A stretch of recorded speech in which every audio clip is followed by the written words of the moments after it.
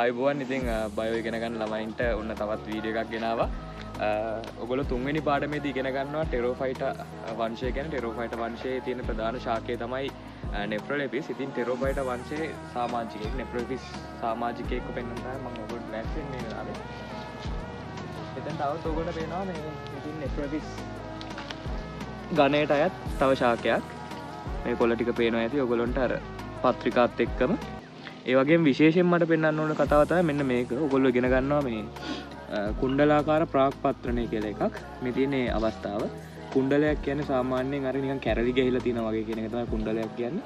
මේ තියෙන්නේ කුණ්ඩලාකාර වෙලා තියෙන ප්‍රාග්පත්‍රණය කියන්නේ මේ ලපඩි පත්‍ර කියන එක. මේ හොඳ පත්‍රයක් ලොකු පත්‍රයක් තියෙනවා මේ.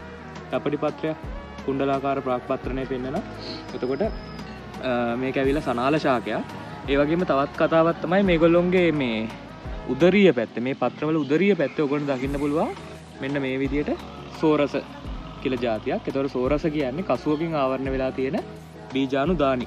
මේ තියෙන්නේ. ඒතකොට මේ තියෙන්නේ ඔයගොල්ලෝ සාමාන්‍ය ඉගෙන ගන්න මේ නෙෆ්‍රොලෙපිස් වල තවත් එක්තරා විශේෂයක්. ඒතකොට නෙෆ්‍රොලෙපිස් ගණයේ ඇතුලේ විශේෂ ගණනාවක් තියෙනවා. මේ තියෙන්නේ මේ වගේ එක්තරා ආකාරයක්. ඒ වගේම වටපිටාව බැලුවොත් ඔයගොල්ලෝ පේනවා ඇති ජලය ආශ්‍රිත පරිසරයක තමයි මේගොල්ලෝ සාමාන්‍යයෙන් ජීවත් වෙන්නේ කියලා.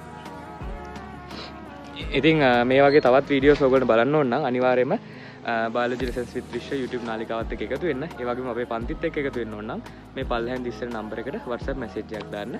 පන්ති වලට සම්බන්ධ වෙන්න කැමතියි කියලා. එහෙනම් තවත් වීඩියෝ එකකින් හම්බ වෙනකම් හැමෝටම සුබ දවසක්. ජය වේවා.